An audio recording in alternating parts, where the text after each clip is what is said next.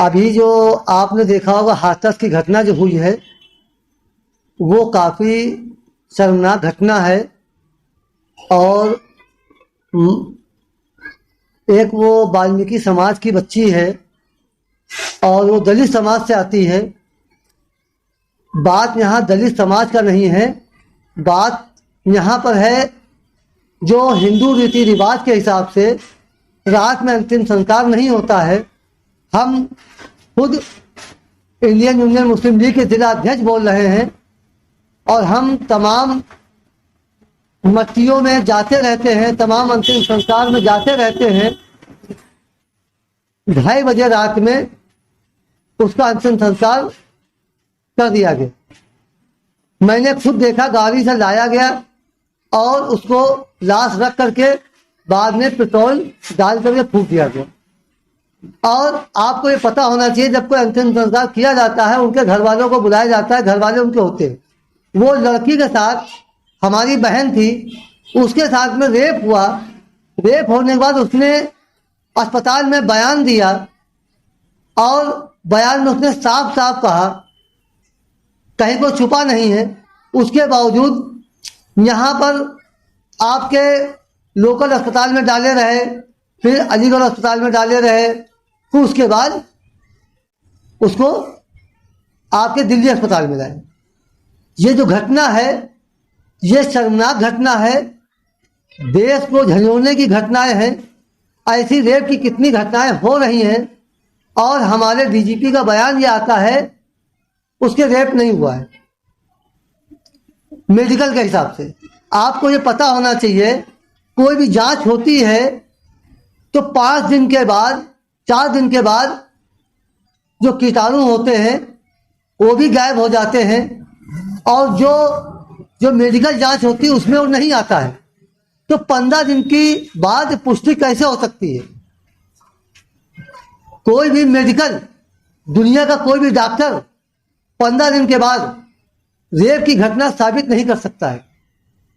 Postmortem में आप कोई भी रेप की घटना हो वो 2 दिन, 1 दिन, 4 दिन, 10 दिन के बाद नहीं आ सकती है, कोई सवाल ही नहीं होता है। और उसके बाद वहां पर उनके घर वालों को हमें धमकाना, जिला अधिकारी के द्वारा वहां पे पुलिस की छावनी एकदम बना देना, घर वालों को किसी से मिलने न देना और वहां पर मीडिया को न जाने देना। ये एक, इससे ये दर्शाया जा रहा है एक सरकार नहीं है, एक जैसे मुगल शासन में, तो ये राजशाही है, ये लोकतंत्र नहीं है। लोकतंत्र का मतलब है अपनी बातों का कहने का अधिकार। हमारे बाबा भीमराव अम्बेडकर जिन्होंने हमारा संविधान बनाया था उन पे हमें पूरी आस्था है, पूरी निष्ठा है। आप उस कानून को देखिए, उस कानून को क्या उन्होंने बनाया है। हम उस कानून को, संविधान को मानते हैं। हमारे मुख्यमंत्री ने शपथ उसकी ली है, हमारे प्रधानमंत्री ने उसकी शपथ ली है, राष्ट्रपति ने ली है। तो ये दायित्व होता है हम लोकतंत्र को कायम रखें। हमको मीडिया को अंदर जाने की इजाजत नहीं ना, घर वालों को जाने की इजाजत नहीं ना, किसी नेता को जाने की इजाजत नहीं ना। राहुल गांधी हमारे फॉलोअर नहीं है, समाजवादी हमारे फॉलोअर नहीं है, या कोई पार्टी हमारी फॉलोअर नहीं की। हमारी पार्टी इंडियन यूनियन मुस्लिम लीग पार्टी है। हम, हमारी पार्टी के राष्ट्रीय अध्यक्ष के उन्होंने आह्वान किया है, खुद उन्होंने इसकी निंदा किया है। कोई भी रेप की घटना होती है, हमारे बहनों पर कितना जुल्म हो रहा है, अत्याचार हो रहा है, तमाम घटनाएं हो चुकी है। इस पे कोई भी आवाज बोलने वाला नहीं है। एक हथनी पर पूरा संसद भवन हिल जाता है, मगर जब हमारी बहनों पर रेप होता है तो एक भी हमारी बहन जो संसद भवन में बैठी है, हमारी बहनें, उनके मुंह से आवाज नहीं निकलती है। ये डूब मरने की हमारी घटनाएं हैं। एक हथनी पर पूरे हिंदुस्तान में हंगामा, और हमारी बहनें जो संसद में बैठी हैं वो शर्मनाक जो बयान अपना नहीं दे रही, वो हमारे लोकतंत्र के खिलाफ हैं। क्यों? आज एक दलित के साथ में ऐसा हुआ है, और भी 4 घटनाएं हुई हैं, आजमगढ़ में हुई है और तमाम जिलों में हो रही है। उसके खिलाफ आपके अपराधियों के हौसले बुलंद हैं। अपराधी किसी कास्ट का हो, हम क्या कहते हैं मुसलमान नहीं हो सकता क्या? मुसलमान ने भी तो मुसलमानों ने भी तमाम घटनाएं की हैं। मुसलमान कोई पाक साफ नहीं है।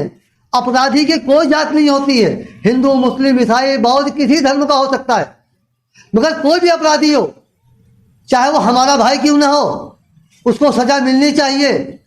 रेप की घटना छुपाई जा रही है, लड़की का बयान है, मीडिया के ऊपर रोक है, वो पूरा गांव की गांव छावनी बना दिया गया है।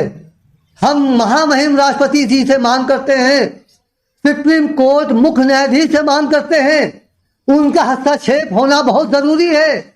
उनका हस्तक्षेप नहीं होगा तो लोकतंत्र खत्म हो जाएगा। अब हम किसके पास जाएं? हमारे पास एक रास्ता है, माननीय राष्ट्रपति महोदय, माननीय सुप्रीम कोर्ट जज के अलावा हमारे पास कोई रास्ता नहीं है। वही हमारी रक्षा कर सकते हैं, वही हमारी सुरक्षा कर सकते हैं।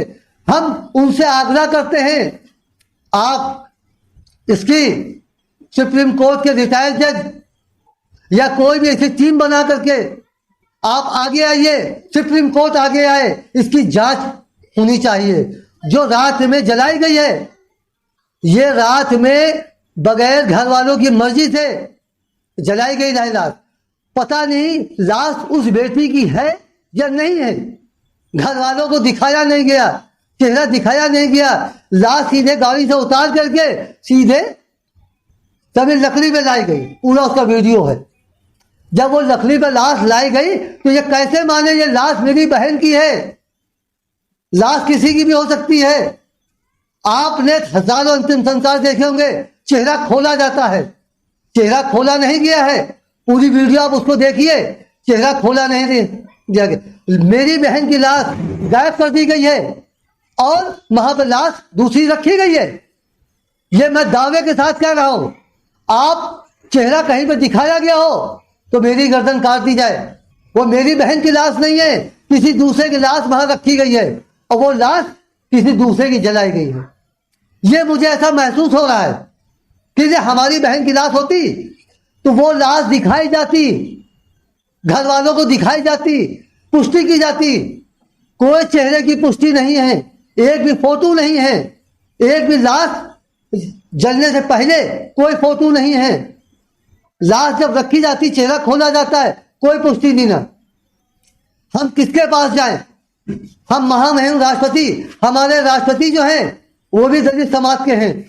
मैं उनसे मांग करता हूं, देश हित में, राष्ट्र हित में, लोकतंत्र के हित में आप आगे आइए। आप इस कानून को अपने स्तर से जांच कीजिए और सत्य की जय होना चाहिए, सत्य की जय होना चाहिए, अधर्म का नाश होना चाहिए। इसके साथ जय हिंद, जय भारत, अल्लाह हाफिज, जय भीम।